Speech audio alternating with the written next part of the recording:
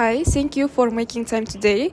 As we know, we are exploring how students perceive the role of emotional intelligence in managing stress during Zoom-based learning. There are no right or wrong answers, and everything you share will be kept confidential. Ready to begin? Hi, my name is Alia. I am a second year student of Asnight University, and of course, I'm ready. Looking back at your experience, how do you think the design of Zoom itself, things like the self-view window, muted tiles, or the pressure to keep your camera on shape the way you notice and manage your own emotions during class? The self-view window is the biggest one for me. I become hyper-aware of my facial expressions. Am I nodding enough? Do I look engaged? If I furrow my brow while concentrating, I worry the professor thinks I am upset. I spend so much energy managing my appearance that I am not fully present with the material. It's exhausting in a way that physical classrooms never were. Can you elaborate on what that exhaustion feels like? It's cumulative. After 2 hours with the camera on, I feel like I have been performing rather than learning. In person, you are not watching yourself. On Zoom, you are simultaneously the performer and the audience. That split focus is draining. Sometimes I turn my camera off for 5 minutes just to breathe. What about the muted tiles and the lack of peer feedback? That make it worse. In a physical seminar, I read body language to gauge if people follow my points. On Zoom, with cameras off and everyone muted, I am speaking into a void. That lack of feedback spikes my anxiety. In what ways did your instructor's approach affect your ability to stay emotionally balanced during stressful moments on Zoom? Can you describe a specific instance? I have a clear example. One instructor required cameras on at all times and would call out anyone who turned their cameras off. Your name, I can see you. Are you still with us? The intention was probably engagement. But I felt surveilled on days when I was struggling. I could not use my one copying mechanisms and turning off the camera briefly without drawing attention. Did you have a contrasting experience with another instructor? Yes, same trimester. Another professor started each class with cameras on if you can, off if you need to. No explanation required. That simple sentence removed so much pressure. Before we close, is there anything we have not touched on that you would like to mention? No. Hello everyone, I'm second year student at Astana IT University and I'm ready to answer the questions. First question, how do you think the design of Zoom itself, the self-view window, muted tiles, pressure to keep cameras on, shapes the way you notice and manage your emotion during class? Honestly, I have a different take. I actually like the self-view window because I treat it like a dashboard, and if I see myself slouching or looking distracted, that visual cue snaps me back to attention. It is like a mindfulness bell. I do not obsess over it, but I use it strategically to check my engagement level. For me, it's a self-regulation tool, not like a source of stress. What about the muted environment and lack of peer feedback? Again, I might be an outlier. In a physical classroom, there's always someone whispering or rusting papers, so that sensory noise pulls me out of focus. On Zoom, with everyone muted and cameras off, I can actually focus better on the instructor. So for me, that is sometimes as a benefit. Do you ever feel isolated by that lack of feedback? Occasionally during group work, but I have adopted. I use this chat actively and send reactions and message teammates directly, and I do not wait for a vibe to happen. I just create it for myself. That agency has actually built my confidence. Is there anything about the platform designs that does get to you emotionally?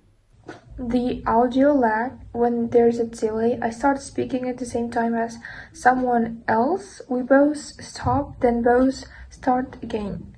That tense makes me feel clumsy, even though it is a technical problem. I have learned to pause longer, but that pause sometimes reads the hesitation or lack of confidence. In what ways did your instructors' approach affect your ability to stay emotionally balanced on Zoom? Can you share a specific instance? My professor last semester was extremely formal, no taking attendance, no personal sharing, straight to business, and I genuinely appreciated that. Why did that work for you? Because it was predictable, I already knew what to expect and what is going to happen. There was no emotional labor required to navigate a check-in or share feelings. For me, predictability is calming. Can you think of a stressful moment where that approach helped? During a midterm review, my laptop crashed and I got disconnected for 5 minutes. When I logged back in, I was panicked because the professor just said, "We'll come back, we are on slide 12," and it just kept going. No fuss, no public attention. There was that professionalism let me slip back in quietly and recover without embarrassment. Is there anything we have not touched on that you would like to mention? No, everything is mentioned. Hello, my name is Amina. I'm a student at Astana University, second course, computer science, and I'm ready. How do you think the design of Zoom itself, the self-view window, muted tiles, the pressure to keep cameras on shape, the way you notice and manage your emotions during class? Well, that's a little bit terrible, I think. Especially for me, that's like black boxes on the Zoom terrifying me because I'm like a person who likes to talk face to face, to see person's emotions, to understand is the phrases that I'm showing is good or not. And also I'm a computer science student, so I mostly want to share my code, some projects, and Zoom is like not really ready for this type of things. Can you give me a specific example? Okay, for example, as I've said previously, it was the work with the codes, and it's not really comfortable to share the screen while you're writing code or showing it. There are some technical problems when you're switching the screens and something like this. How did that ambiguity affect you? Well, it's stressful that you can't understand that. Uh, can they see this code or showingly it's correctly, or with the black boxes, as I've said previously, it's problem with the emotions. I like can't get feedback. Sometimes people just mute their microphones, and when you're asking some questions they're not answering, and like you're thinking if I've said something wrong or something like this. Like with a muted video, yeah, you can understand what they're feeling if they're even there, like simply maybe they're absent. Does this affect group work too? Group work, yes. I'm really stressful when I don't see or have a feedback from the person, like I'm lonely, or maybe people just avoiding me, something like this. And like when you're doing the team projects or in the work with groups alone, maybe there can be problems more than just having no feedback. In what ways did your instructor's approach affect your ability to stay emotionally balanced on Zoom? Can you share a specific instance? Like the previous year when I had classes online, It was not from the university, but from the courses. Teacher always used to ask like, "Hi guys, how are you? How are you doing?" And some like short questions like, "How your week was? How was your holidays?" And something like this. So that was like a pretty good emotional starting. Then she used to talk what we're doing today, any plans, any ideas, and that was really helpful. What factors contributed to that psychological safety? For psychological security, I guess some people may be stressful when they switch on their Zoom meeting or something like this. The professor will or the person will ask like, "Have you done this? Are you ready? Show me that." Like without good entrance to the things and something like this. As my professor did, that was really cool because we was chilled. We thought, oh, she wouldn't do something like sharp to us, something. So we can prepare. We can think like more coldly when she prepared us.